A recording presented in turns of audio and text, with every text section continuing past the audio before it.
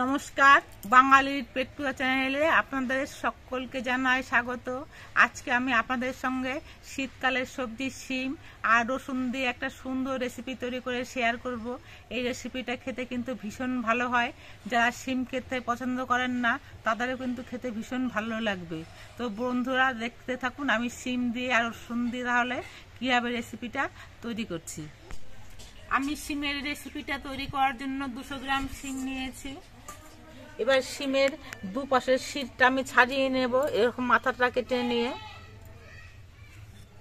শিমগুলো গোটা গোটা রাখলেও হবে, আবার অর্ধেক করলেও হবে। আমি অর্ধেক করে নিচ্ছি।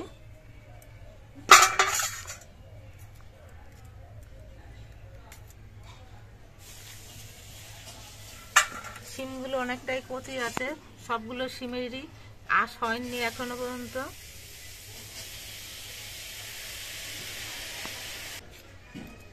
সবগুলো শিমই আমি শীতটা ফেলে এরকম অর্ধেক করে কেটে নিয়েছি। এবার শিমগুলো ধুয়ে নিতে হবে।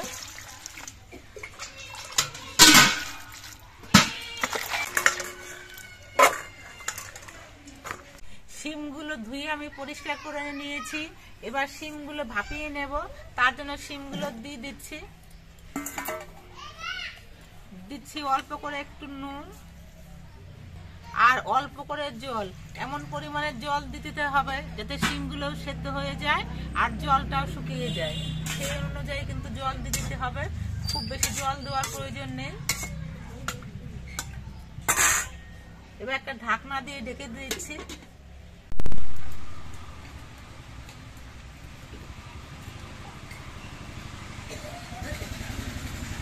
শিমগুলো উনুনে সেদ্ধ হতে বসিয়ে দিয়ে আমি 4টে চেরা কাঁচা লঙ্কা আর বড় বড় 6 কোয়া রসুন থেতো করে নিচ্ছি। আমি এর আগের ভিডিওতে আপনাদেরকে বলেছিলাম যে আমার মায়ের বাড়ির পাশের বাড়ি একটা বাড়িতে ছাগল পোষে। সেই ছাগলগুলো ভীষণভাবে জ্বালাতন করে, সবসময় ভ্যা ভ্যা করতে থাকে। আজকে কিন্তু ছাগলগুলো ভীষণ ভ্যা ভ্যা করছে, আমার ভিডিও করতে ভীষণ অসুবিধে হচ্ছে। দেখবেন আপনারা অনেক সময় শুনতে পাবেন যে ছাগলগুলো কী হারে ভ্যা ভ্যা করছে।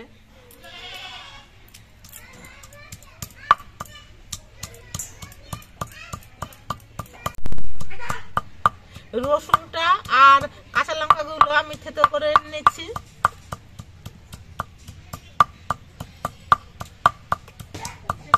মিহি করে বাটার প্রয়োজন নেই, এরকম থেতো করে নিলেই হবে। এটা আমি একটা বাটির মধ্যে তুলে রাখছি। এবার একটা বাটির মধ্যে আমি 1 চামচ পরিমাণ হলুদ সর্ষে নিয়েছি আর 1 চামচ পরিমাণ কালো সর্ষে নিচ্ছি। সর্ষেটা ধুয়ে নিয়ে আমি বেটে নেব। সর্ষেটা বাটার সময় আমি 2টো কাঁচা লঙ্কা নিচ্ছি আর অল্প করে একটু নুন নিচ্ছি। অনেক সময় সর্ষে বাটলে তেতো লাগে, এই নুন লঙ্কা দিয়ে সর্ষে বাটলে কিন্তু কোনো তেতো লাগে না। এই জন্য সর্ষে বাটার সময় নুন আর লঙ্কা দিয়েই বেটে নিতে হয়।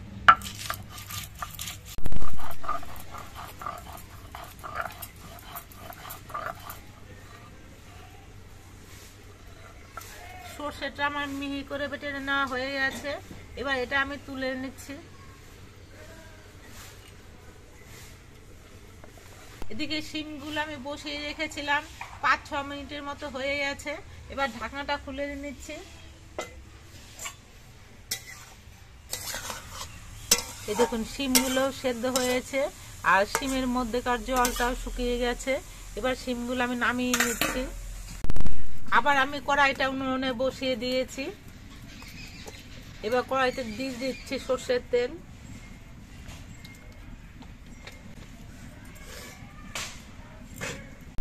সর্ষের তেলটা গরম হয়ে যাওয়ার পর এর মধ্যে দিচ্ছি 2টো শুকনো লঙ্কা আর অল্প করে একটু কালো জিরে। এই শুকনো লঙ্কার কালো জিরেটা ভেজে নিতে হবে। নাড়াচাড়া করে লঙ্কাটা আর কালো জিরেটা ভেজে নিয়েছি। এবার এর মধ্যে থেতো করা রসুন আর থেতো করা কাঁচা লঙ্কাটা দিয়ে দিচ্ছি।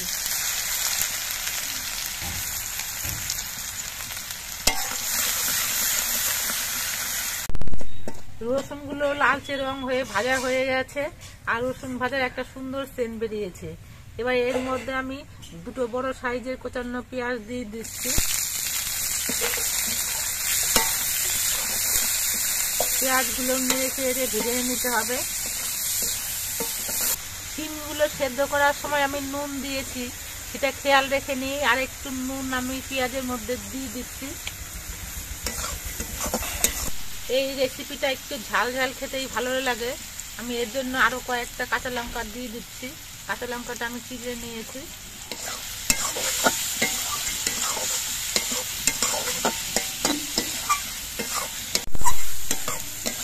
পেঁয়াজগুলো দেখুন লালচে রং হয়ে ভাজা হয়ে গেছে।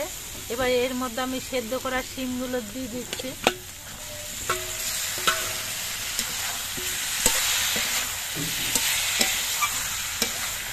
শিম দিয়ে নেড়ে চেড়ে মিশিয়ে নিতে হবে।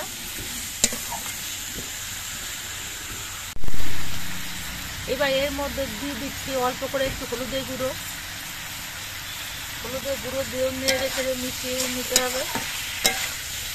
এবার শিমটা কিছুক্ষণ রান্না করে নিতে হবে। শিমগুলো ভাজার সময় কিন্তু আস্তে আস্তে জাল দিতে হবে। খুব জোরে জাল দিলে পরে রেসিপিটা ভালো হবে না, এই জন্য আস্তে আস্তে জাল দিতে হবে।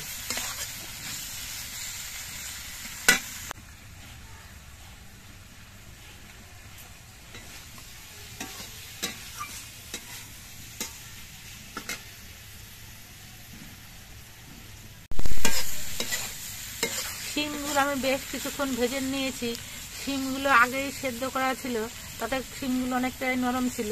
ভাজা হওয়ার পর শিমটা কিন্তু আরো নরম হয়ে গেছে। এই দেখুন একেবারে গলে গেছে।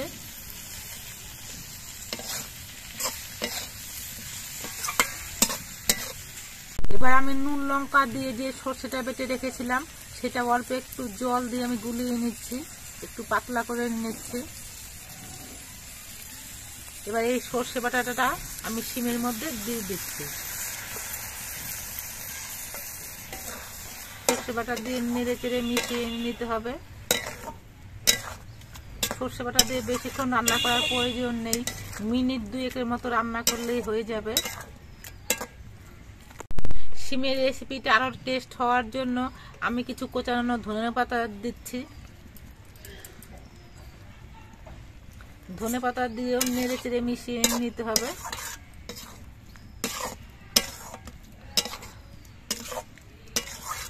এভাবে শিমগুলো রান্না করার সময় শিমগুলো গলে গেলেও কিন্তু কোনো অসুবিধা নেই। আপনারা ইচ্ছে করলে এই শিমগুলো কিন্তু এই সময়টাতে ভেঙে দিতে পারেন, তাতেও কোনো অসুবিধা নেই। তবে আমি শিমগুলো কোনো ভাঙছি না, আমি যেরকম অর্ধেকটা করা ছিল সেইভাবেই রেখে দিচ্ছি। শিমের রেসিপিটা প্রায় তৈরি হয়ে এসেছে। এবার এই সময় আপনারা ইচ্ছে করলে একটুখানি চিনি দিতে পারেন, তবে আমি কোনো চিনি দিচ্ছি না। এবার আমি শিমটা নামিয়ে নিচ্ছি। শিমের রেসিপিটা আমার সম্পূর্ণভাবে তৈরি হয়ে গেছে। এবার একটা পাত্রের মধ্যে বেড়ে এনে নিচ্ছি। শিমের এই রেসিপিটা দিয়ে আর গরম গরম ভাত দিয়ে খেতে কিন্তু বন্ধুরা ভীষণ ভালো লাগে। আপনারা যদি না খেয়ে থাকেন তাহলে একদিন খেয়ে দেখবেন, আশা করছি ভালো লাগবে। আপনারা দেখতে পেলেন আমি শিম দিয়ে আর রসুন দিয়ে কিভাবে শিমের রেসিপিটা তৈরি করলাম। আমার রান্নার পদ্ধতিটা যদি আপনাদের ভালো লাগে তাহলে ভিডিওটিতে একটি লাইক দেবেন, নতুন বন্ধু হলে চ্যানেলটিকে সাবস্ক্রাইব করে দেবেন। সকলে সুস্থ থাকবেন, ভালো থাকবেন। দেখা হবে পরবর্তী আরেকটি ভিডিওতে।